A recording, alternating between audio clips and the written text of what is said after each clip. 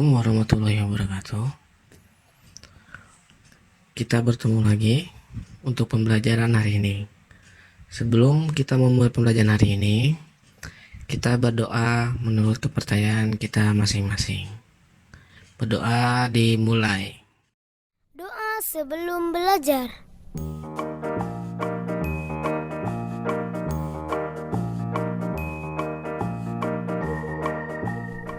Assalamualaikum kawan-kawanku. Kita belajar yuk agar kita menjadi anak yang pintar. Jangan lupa kita berdoa dulu. Rabbi zidni ilma warzuqni fahma. Ya Allah, tambahkanlah aku ilmu dan berikanlah aku rezeki akan kepahaman.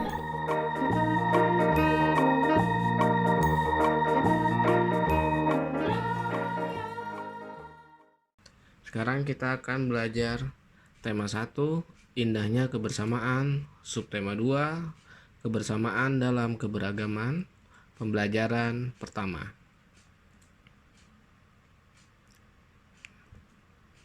Fokus pembelajarannya, kita ada mata pelajaran Bahasa Indonesia, IPA, dan IPS. Tujuan pembelajaran 1. Setelah membaca, siswa mampu mengidentifikasi gagasan pokok dan gagasan pendukung setiap paragraf dari teks tulis dengan mandiri. 2. Setelah membaca, siswa mampu menyajikan gagasan utama dan gagasan pendukung setiap paragraf dari teks tulis dalam bentuk peta pikiran dengan tepat. 3. Setelah percobaan, siswa mampu menjelaskan proses terjadinya bunyi dari sumber bunyi hingga ke indera pendengaran dengan runtut. 4. Setelah percobaan, siswa mampu menyajikan laporan tentang proses terjadinya bunyi dari sumber bunyi hingga ke indera pendengar dengan sistematis. 5. Setelah diskusi dan membaca, siswa mampu menjelaskan pengalaman sikap toleransi dan kerjasama antar teman berbeda agama sebagai identitas bangsa Indonesia dengan sistematis. 6. Setelah diskusi dan membaca, siswa mampu mengkomunikasikan pengalaman sikap toleransi dan kerjasama antar teman berbeda agama sebagai identitas bangsa Indonesia dengan sistematis.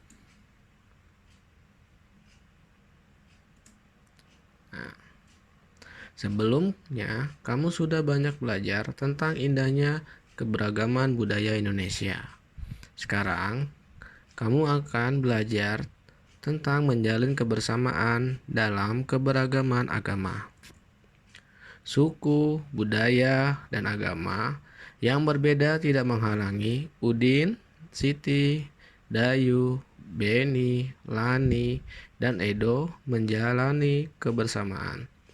Mereka berbagi cerita tentang budaya masing-masing dan saling belajar. Hari-hari mereka penuh keceriaan dalam kebersamaan. Hari ini, mereka berkumpul bersama untuk bekerja sama. Simak bacaan berikut. Bekerja sama dalam keberagaman. Edo dan kelima temannya mendapat tugas untuk melakukan percobaan tentang bunyi. Sepulang sekolah, mereka berkumpul di rumahnya. Setiap orang sudah menyiapkan peralatan yang dibutuhkan. Lani dan Siti membawa beberapa kaleng yang sudah dilubangi. Udin dan Beni membawa benang kasur. Mereka berkumpul di halaman depan rumah. Keenam sekawan siap bekerja sama melakukan percobaan. Saat percobaan akan dimulai, tiba-tiba terdengar azan. Siti dan Udin meminta izin teman-temannya untuk sholat. Teman-temannya mengizinkan mereka untuk melakukan ibadah. Edo meminjamkan ruang makannya untuk digunakan Siti dan Udin sholat. Meskipun Edo beragama Katolik, ia tidak keberatan rumahnya dipakai untuk sholat. Beni yang beragama Kristen, Dayu yang beragama Hindu, dan Lani yang beragama Buddha menunggu dengan sabar temannya beribadah. Keenam sahabat selalu menghargai satu dengan yang lain. Tiba saatnya keenam sekawan melakukan percobaan. Setiap orang menunjukkan tanggung jawabnya dalam bekerja. Tidak ada satupun di antara mereka yang duduk diam atau memberi perintah saja.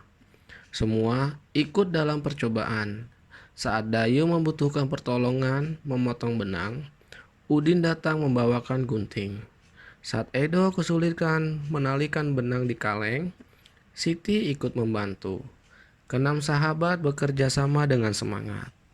Mereka hidup rukun, saling membantu meskipun berbeda agama.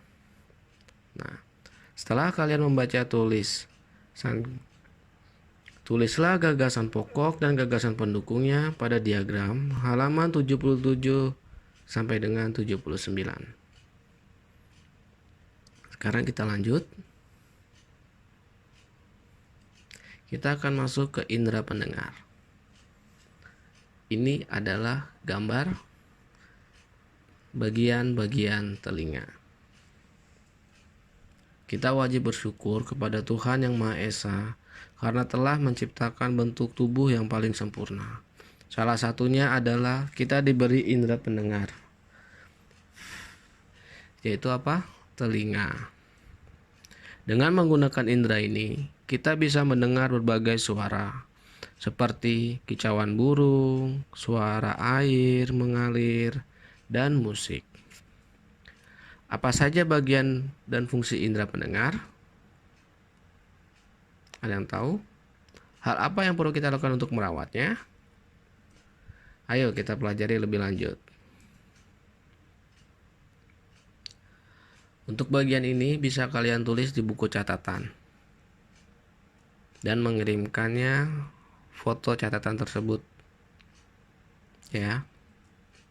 Nah, telinga merupakan indera untuk mendengar. Setiap hari kita mendengarkan berbagai macam suara, tetapi tidak semua suara dapat kita dengar.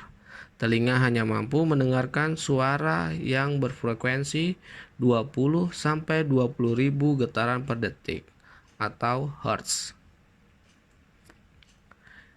Bagian-bagian telinga dan fungsinya. Daun telinga terdiri atas tulang rawan yang dapat ditekuk. Daun telinga berfungsi untuk menangkap suara dari luar. Suara yang telah ditangkap kemudian diteruskan lewat lubang telinga menuju gendang telinga. Gendang telinga kemudian bergetar sesuai dengan jumlah getaran yang diterima daun telinga. Telinga bagian tengah terdiri atas tulang martil, tulang landasan, dan tulang sanggurdi. Ketiga tulang itu disebut tulang-tulang pendengaran. Telinga bagian tengah berfungsi menerima suara yang ditangkap oleh telinga bagian luar. Pada bagian ini terdapat saluran eustachius yang berfungsi telinga tengah dengan rongga mulut. Fungsi saluran eustachius adalah untuk menyeimbangkan tekanan udara antara telinga luar dengan telinga tengah. Telinga bagian dalam terdiri atas tingkop jorong, bundar, 3 saluran setengah lingkaran, serta rumah siput atau koklea. Pada rumah siput terdapat ujung-ujung saraf pendengaran dan alat keseimbangan tubuh. Berikut ini adalah bagian-bagian telinganya. Yang pertama, ada daun telinga. Ini adalah daun telinga.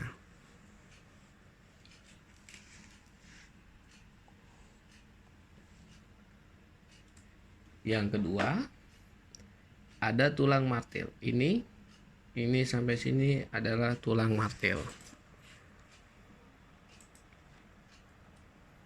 Yang ketiga, ada tulang landasan. Nah, ini adalah tulang landasan. Yang keempat, ada tulang sanggurdi. Nah, yang berbentuk seperti ketapel atau huruf Y ini adalah tulang sanggurdi. Semua 3 tulang ini dinamakan tulang-tulang pendengaran. Yang keenam, ada saluran setengah lingkaran bawah. Nah, yang ini adalah saluran setengah lingkaran bawah. Lanjut. Yang ketujuh, ada saluran setengah lingkaran atas. Yang atasnya saluran setengah lingkaran atas. Yang kedelapan, yang di bawah sini adalah saluran setengah lingkaran datar. Kalau ini datar, ini tengah, yang ini atas. Semuanya saluran setengah lingkaran. Lanjut.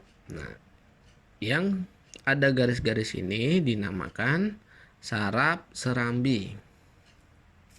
Yang 10, ini adalah saraf rumah siput. 11, ini adalah lubang Eustachius yang mengatur tekanan udara. Yang 12, ada serambi. Nah, ini serambi atau rumah siput. Kalau ini saraf rumah siput atau saraf serambi. 13, ini ada gendang telinga. Dia ada di bagian paling depan. 14, ini ada liang dengar atau saluran telinga.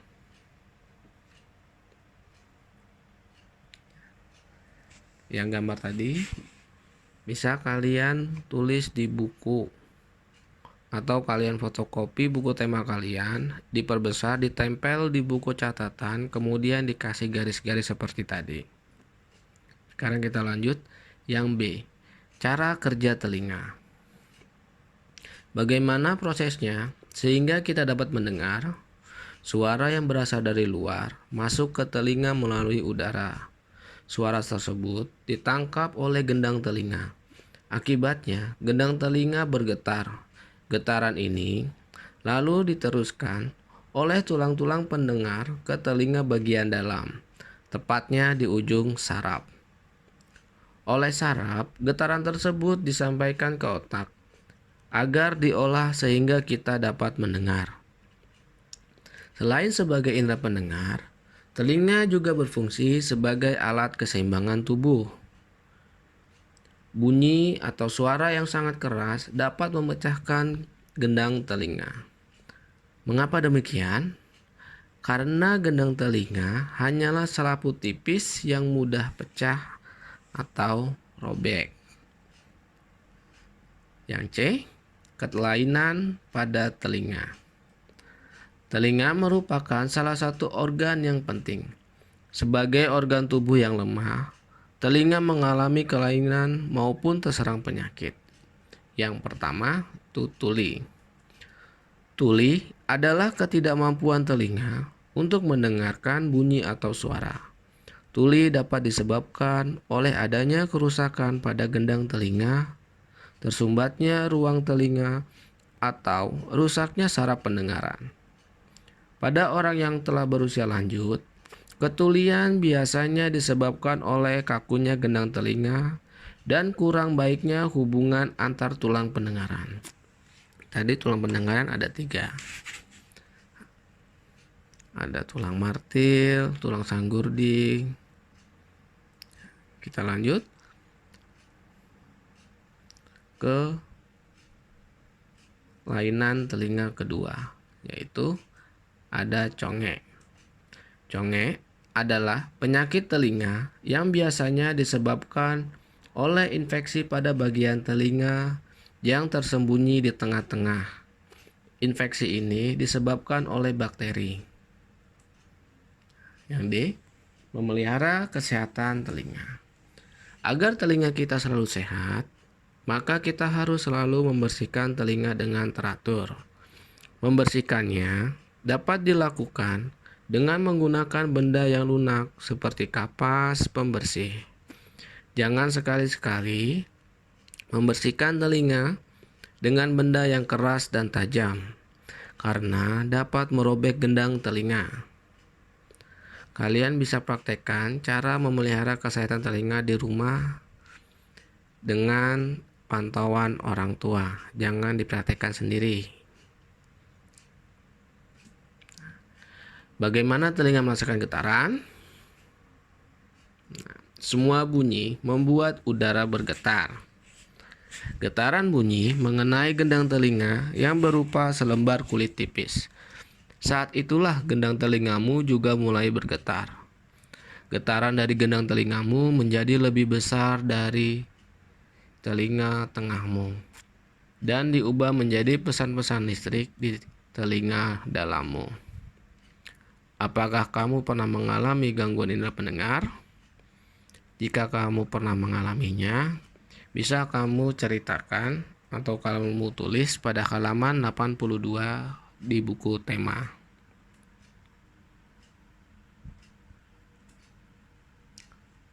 Sekarang kita lanjut materinya.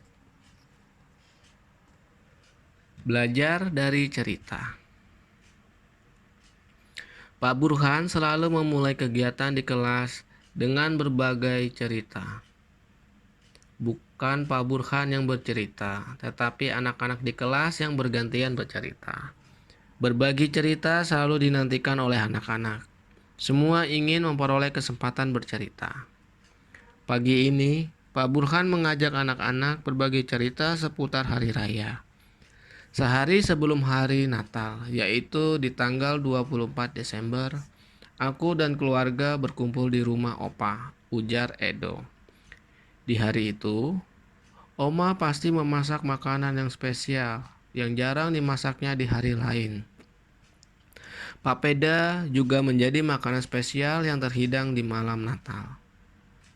Kami sekeluarga berkumpul hingga larut malam, dan mengakhiri malam dengan berdoa. Nah, kalau di hari Natal, pada tanggal 25 Desember, kami sekeluarga pergi beribadah di gereja. Wah, ternyata hampir sama seperti hari raya Idul Fitri ya, ujar Siti. Kami pun di hari Idul Fitri selalu berkumpul dan saling memohon maaf dengan kerabat dan saudara setelah ibadah di masjid, tambahnya. Iya ya, sama seperti Edo pada hari Natal. Saat Idul Fitri juga selalu ada makanan spesial, yaitu ketupat dan opor ayam.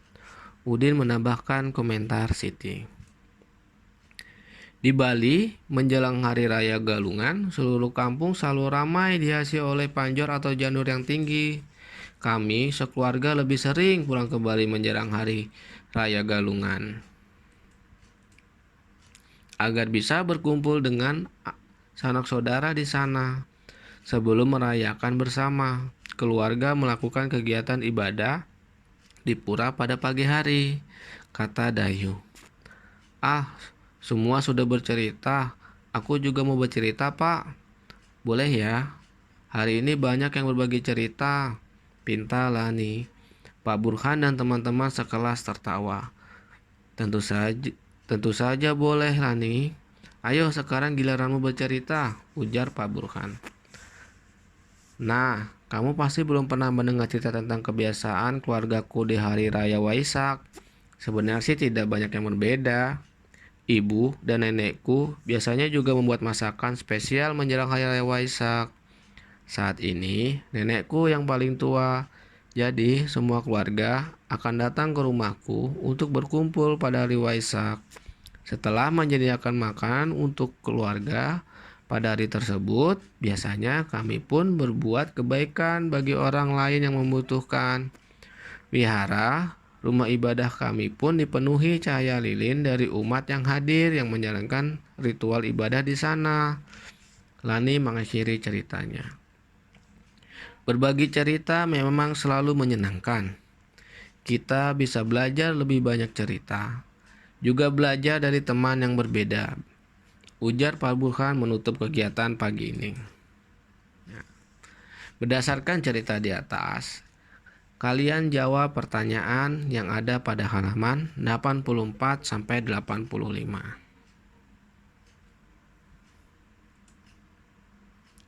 Cukup sekian pembelajaran hari ini. Kita akhiri dengan wassalamualaikum warahmatullahi wabarakatuh.